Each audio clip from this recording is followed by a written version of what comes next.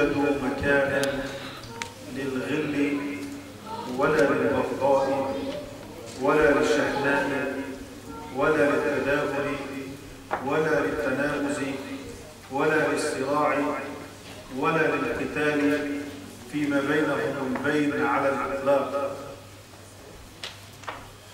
أناس قال الله تعالى لنبيه صلى الله عليه وسلم: لو أنفقت ما في الأرض جميعا لتؤلف بين قلوبهم ما ألفت بينهم. أي أنك يا محمد يا رسول الله صلى الله عليه وسلم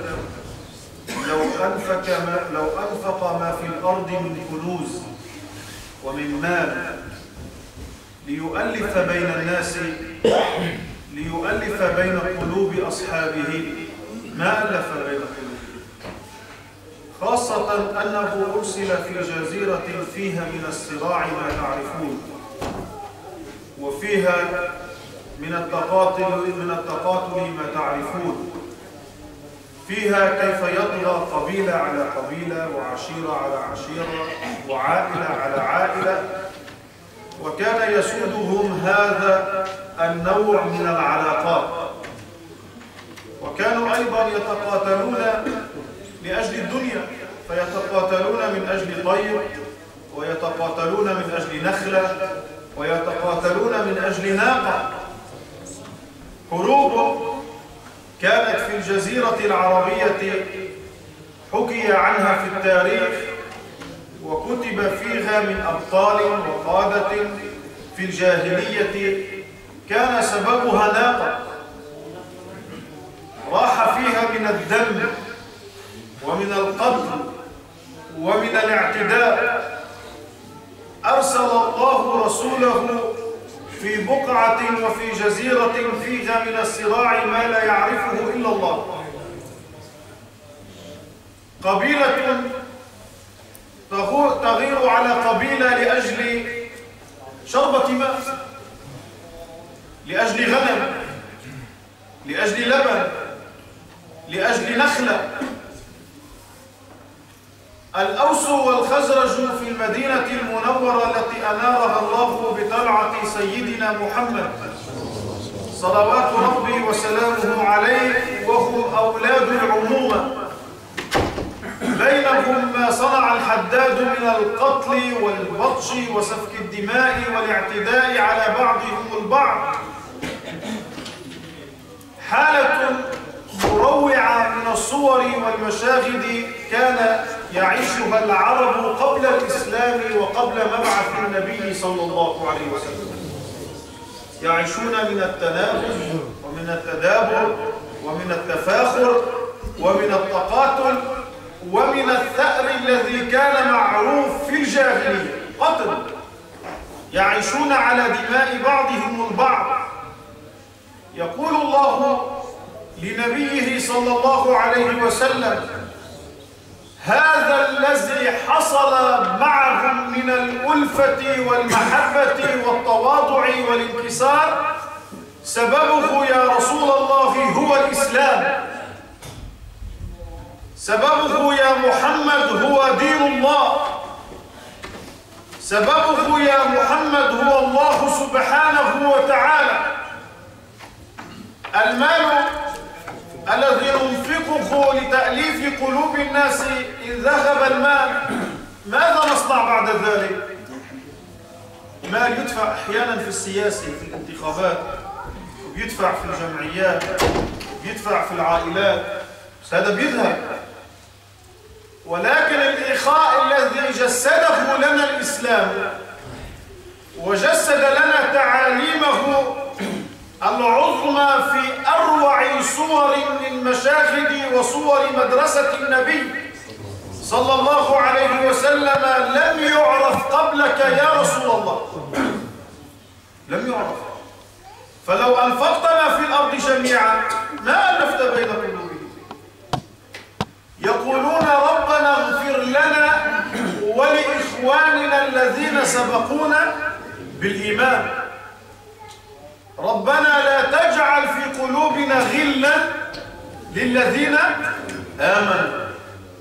شوف الدعاء، قصة رائعة جدا، وإن كان يعني لها شيء من موضوعنا. القصة كيف الصحابة رضي الله تعالى عنهم وكيف من جاء بعدهم يدعون لمن سبقوهم في الإيمان مع حضرة النبي صلى الله عليه وسلم.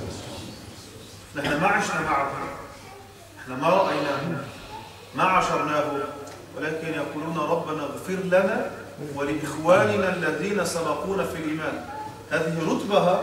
هذه رتبة إخواني للإخاء والألفة بين الناس. هذه رتبة للألفة والإخاء بين الناس. دعاؤهم لله ربنا لا تجعل في قلوبنا غل، سلامة صدورهم من الأحقاد، سلامة صدورهم من التقاتل والتنابذ والتدابر، سلامة صدورهم أن يكون في قلب أحدنا غل وحقد وحسد على أخيه. ربنا لا تجعل، أنت بتدعي الله عز وجل في ركوعك في سجودك في صلاتك، هذه شيء حتى ربنا ينزع من قلوبنا حظ الدنيا، أن لا يجعل في قلبك غلا لأخيك في الله. إذا من أخطر ما يكون إخواني ما نراه في العالم الإسلامي اليوم، كل العالم بنشوف ولايات منظمة، بنشوف اتحادات منظمة، بنشوف دول على خلاف ألوانهم، أجناسهم، أعراقهم، عاداتهم، دينهم، عقيدتهم، منظمون. بنشوف فرق تانية ومذاهب تانية منظمة. عندنا مشكلة في أهل السنة والجماعة في كل العالم الإسلامي، في كل العالم الإسلامي وفي غير العالم الإسلامي. ربنا لا تجعل في قلوبنا غلا للذين آمنوا. الصورة التي علمنا إياها الحبيب صلوات ربي وسلامه عليه، لأنه هو الذي جسد لنا معنى الإخاء ومعنى الرحمة ومعنى الألفة بين الصحابة. حينما عرج به إلى السماوات العلى ووصل إلى سدرة المنتهى وإلى مقام لم يصل إليه أحد من العالمين، ما في شك أن النبي المكان الذي وصل إليه لم يصل إليه أحد من العالمين، لا قبل النبي ولا بعد النبي. متفقون؟ ما وصل إليه أحد، حتى قال له جبريل يا محمد إن دخلت أنت اخترقت وإن دخلت أنا احترقت. مقام قال ما رفع إليه أحد غير النبي صلى الله عليه وسلم. فدخل نبينا فأراد أن يسلم على ذات الله تعالى، قال التحيات لله والصلوات والطيبات، التحيات لله والصلوات والطيبات، السلام عليك أيها النبي. فرد الله عليه السلام، السلام عليك أيها النبي ورحمة الله وبركاته، في مقام العز، في مقام بين يدي الله، في مقام ليس لأهل الدنيا فيه أي نصيب أو أي شأن، في مقام عالي القدر. وقف النبي متذكرا جهاد أصحابه في الدنيا ليقول السلام علينا وعلى عباد الله الصالحين، ليشمل هذا السلام النبي ومن معه من أهل الإيمان. أحيانا واحد منا إذا قعد باجتماع برايفت ما بيحب حدا يكون معه، ما بيحب حدا يشوفه شو عم يعمل. في هذا اجتماع خاص منه لمستواه، قاعدين شوية جلسة خاصة، تفضل. بنحب الخصوصية. النبي في مكان لا يمكن أن يصل إليه غير محمد على الإطلاق، لا يمكن.